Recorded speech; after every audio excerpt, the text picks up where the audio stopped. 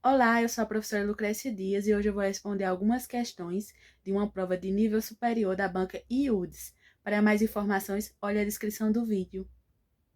E como eu falei para vocês, hoje a gente vai responder algumas questões de uma prova da banca IUT, né? Eu acredito que vocês já procuraram e já perceberam que é uma banca extremamente difícil no que se refere a provas, né? A gente não acha no site, não acha em outros sites, né, que disponibilizam, enfim, a gente que lute.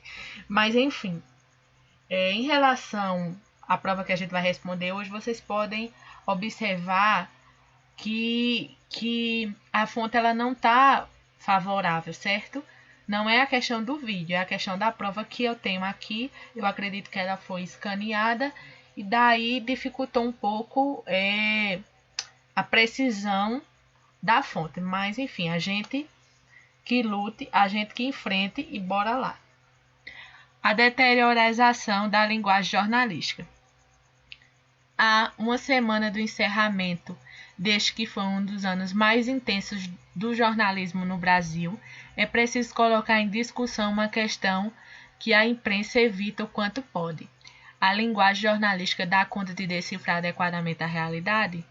Analisada contra o cenário deteriorado da mídia brasileira, a pergunta pode parecer impertinente e até mesmo cândida, uma vez que o campo da comunicação institucionalizada se deixou contaminar por outros vícios, que levaram ao fim da ilusão da objetividade e do pressuposto da honestidade intelectual como princípios fundadores da imprensa.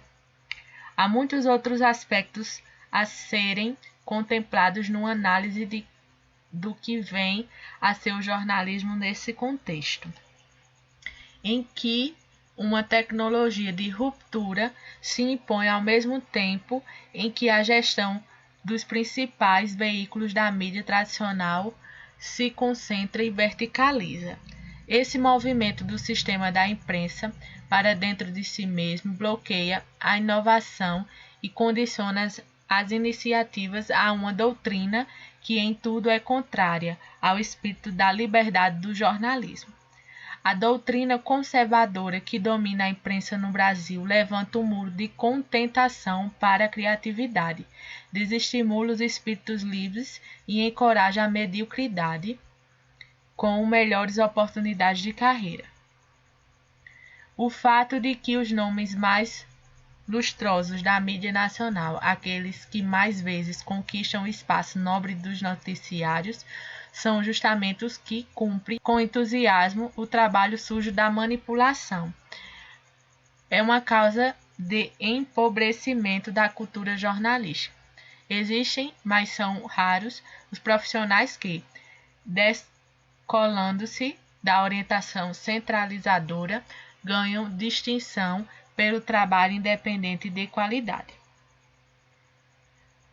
A gestão vertical e centralizada resulta num jornalismo mais pobre, burocrático e em linha direta com a opinião do comando de imprensas de comunicação.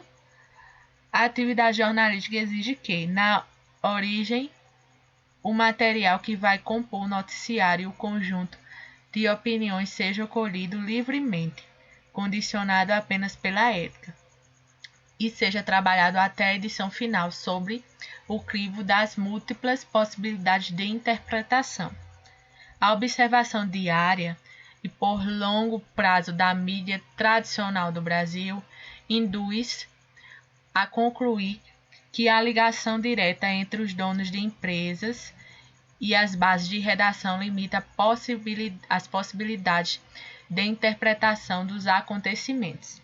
Décadas atrás, quando as redações eram caracterizadas pela diversidade, o debate se fazia desde a pré-pauta e os repórteres tinham um papel mais ativo na discussão sobre o que era importante em cada edição. Com as principais reportagens direcionadas desde a pauta até a manchete, o sinal que se dá aos repórteres é que, se quiserem subir na carreira, têm que ser principalmente dóceis ao comando. Esse é um elemento limitador da linguagem jornalística. Ufa, quase que eu não consigo terminar de ler esse texto, né? Porque a fonte tá horrível. Morrendo de medo aqui de ler errado. Mas enfim, a gente vê que é um texto. As lacunas presentes no início do parágrafo 1 e 3 deverão ser preenchidas, observando-se o rigor da norma culta, conforme indicado em qual alternativa. Vamos lá. Há uma semana do encontro deste. Há uma semana do encontro desse indica uma ideia de futuro. Quando se trata do futuro, nós utilizamos o A sem acento e sem o H. Nesse caso aí, só o A já completa perfeitamente essa lacuna. Vamos para o terceiro parágrafo. Há muitos outros aspectos. O A, nesse sentido, tem a mesma semântica de existir. Nesse caso, o A tem que vir acompanhado de o H e acentuado. Vamos ver qual é a resposta. Letra C. A sozinho, sem acento e sem H. 3. A com H e acento, porque tem o mesmo sentido de existir. Letra C. Vamos aí para B. Segundo o autor, a pergunta lançada no primeiro parágrafo pode parecer impertinente e até mesmo cândida, considerando o teor do texto. Isso equivale a dizer que ela pode parecer A. Arrogante e ultrapassada. B. Costumaz e capciosa. C. Importuna e ingênua. D. Propícia e pueril. Impertinente. O que quer dizer essa palavra impertinente? É quando algo acontece numa hora errada, ou seja, é a mesma coisa de eu dizer que é inconveniente. Qual é a palavra aqui que tem um sentido mais próximo? Arrogante? Não. Costumaz? Não. Importuna? Perfeito. O que quer dizer uma hora importuna? Que aquilo ali não deveria acontecer naquele momento. Então já sabemos que a resposta certa é a letra C, até porque a D, propícia, é justamente o oposto, certo? Cândida. Cândida tem a ver com a questão de pureza, de ingenuidade, certo? Então, nesse caso aí, a resposta com certeza é a letra C. Por mais que a gente não saiba o significado das palavras, a gente tem que usar esse método, né? Buscar sinônimos e fazer a tática de eliminação. Daí, a gente com certeza vai ter a nossa vida facilitada na hora de responder esse tipo de... Gente, ó, eu pulei aqui as questões porque não tem condição da gente ver exatamente o que ela quer dizer, ok?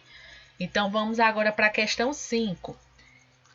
Existem mais, são raros os profissionais que, descolando-se da orientação centralizadora, ganham distinção pelo trabalho independente de qualidade. Parágrafo 4.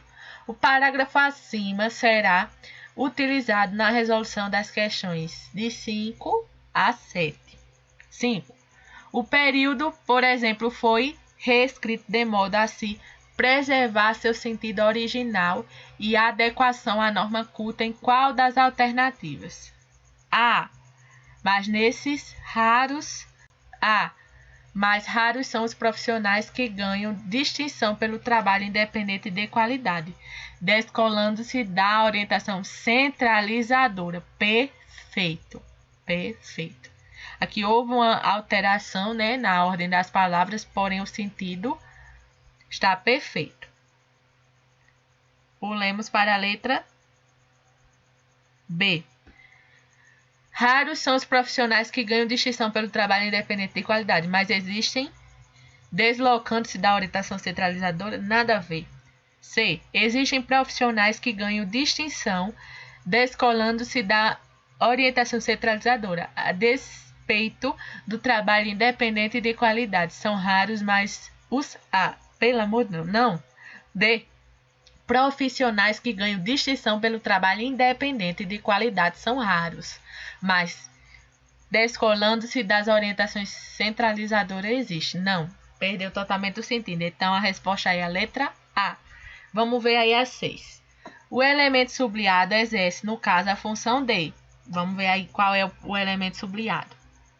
Existe, mas são raros os profissionais que, descolando-se da orientação centralizadora, o se aqui, ele exerce a função de A, pronome apassivador, B, índice de indeterminação do sujeito, C, substantivo jamais, D, parte integrante do.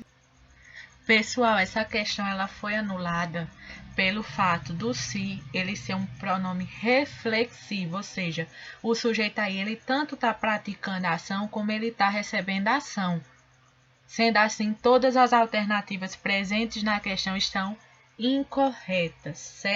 7. Sobre o elemento em itálico, é válido asseverar que existe, mas são raros. Mas, o mais aqui, ele serve para quê? Exprime, no caso, restrição. B, no contexto, classifica-se como advérbio. Incorretíssimo. C, mas assume o mesmo sentido do contido na sentença. Comemorou muito, mas muito mesmo. Jamais, né? Porque o mais aqui está dando uma ideia de adição. D, denota corroboração do período que lhe antecede. Jamais. Nesse caso aqui, a letra A exprime, no caso, restrição. Existe, mas são raros. Mas são raros, já está dizendo, né? Não é para todo mundo, ou seja, sentido restritivo. Letra A. Vamos ver aí a 8. Para que esteja redigido em consonância com a norma culta, os espaços A e B do parágrafo 5 deverão ser preenchidos conforme o indicado em. Aqui a gente tem os porquês, né? Vamos ver lá.